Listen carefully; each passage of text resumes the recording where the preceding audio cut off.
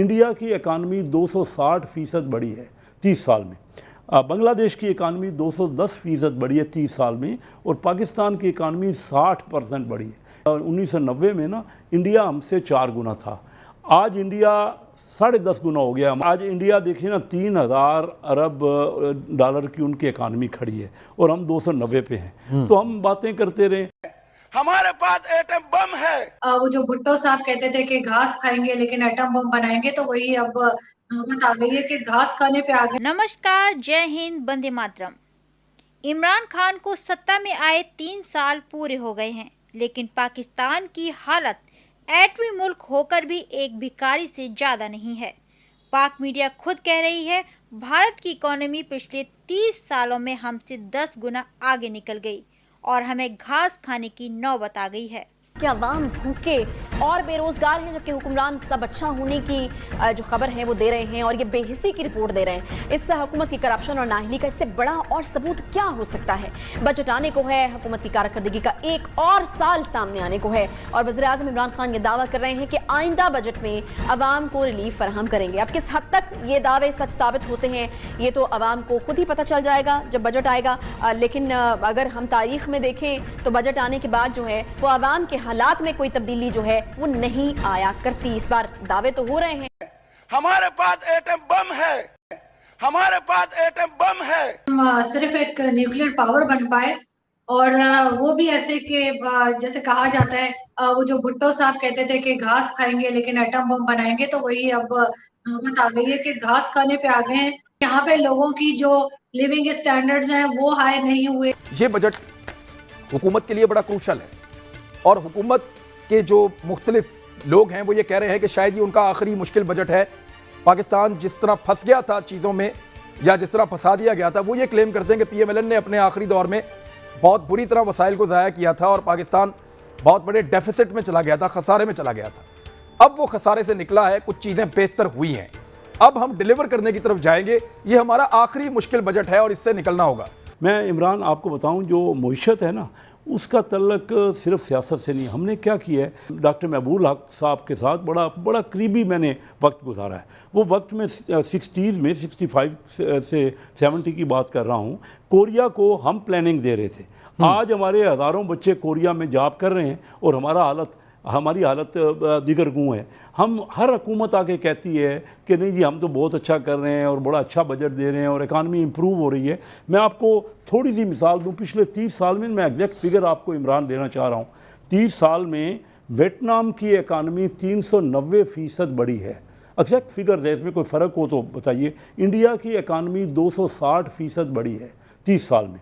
बांग्लादेश की इकानमी 210% बढ़ी है 30 साल में, और पाकिस्तान की इकानमी 60% बढ़ी है। यानी वियतनाम ने हमसे 6 गुना 390 7 गुना उन्होंने आगे बढ़ के उन्होंने मेहनत की। हम 1990 में ना इंडिया हमसे 4 गुना था, आज इंडिया 10.5 गुना हो गया। हमारी कुल आमदनी, ये फिगर है, इसमें कोई दो राय नहीं है, कोई इसको इख्तलाफ नहीं करेगा। ये स्टेटिस्टिक्स की और सर वहां मनमोहन सिंह का जादू चला, बिल्कुल इंडिया तो बहुत कमाल तरक्की कर गया।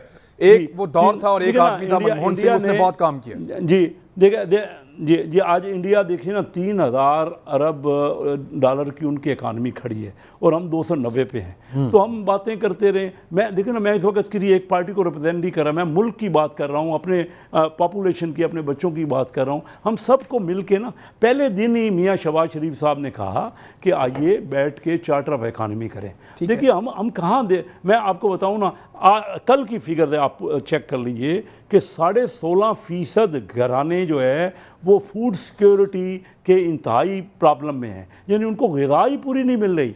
16.5% अगर 22 करोड़ की आबादी ले लेना तो 1 करोड़ 60 लाख लोगों को तो खुराक ही ठीक नहीं मिल रही, ग्रोथ ठीक नहीं हो रही बच्चों की। ना हमने क्या, मैं आपको बताऊं ना कि SME जो सेक्टर है ना वो बड़ी बुरी तरह पिस गया है। अमीर आदमी ने तो बहुत पैसा बनाया इस साल, जो बड़े फैक्ट्रियां थी, लार्ज स्केल इंडस्ट्री या बड़ा जिम्मेदार था, उसने तो पैसा बनाया है, लेकिन तनख्वाहदार तबका पिस गया है, उसको कुछ नहीं मिला।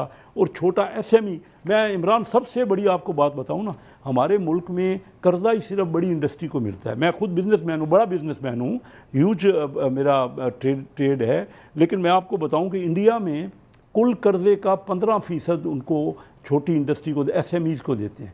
बांग्लादेश में कुल कर्जे का 12% देते हैं, हमारे यहाँ 7% है, 7% यानी 93% कर्जा ही बड़े को मिलता है। छोटे और लाखों लोग छोटे कारोबार में, छोटी इंडस्ट्री में हैं, उनको कर्जा भी नहीं मिलता। तो आप इन टेक्निकल बुनियादों पे हुकूमत की रहनुमाई करने के लिए मौजूद हैं।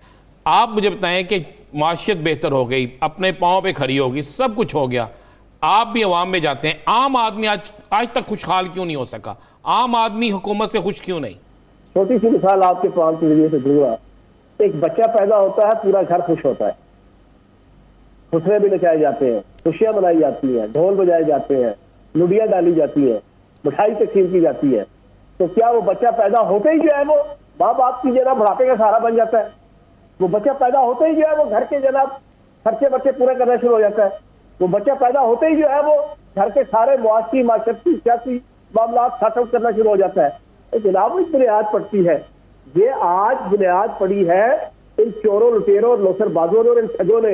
देखिए चौहान साहब, आप लोगों ने ऐलान किया था ना कि 90 दिन, आप लोगों ने ऐलान 100 दिन का किया था। बात पूरी होने दें। आप लोगों ने मुझे, जब बच्चा कितनी उम्र में होके हमें फैज देगा?